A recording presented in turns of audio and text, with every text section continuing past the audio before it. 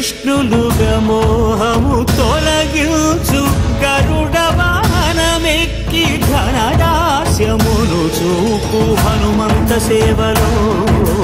అభయం ప్రసాదించు గజవాహనముపై భ్రాంతిని తొలగించు సూర్యప్రభను నిలిచి అక్షీణతను పెంచు శ్రీవత్సవక్షుడై ఆ చంద్రప్రభను విహరించు రథమెక్కి మనోరథమెక్కి మరిన వాంఛలను త్రుంచగా రయమెక్కి హరిహయమెక్కి కరుణ వీక్షణము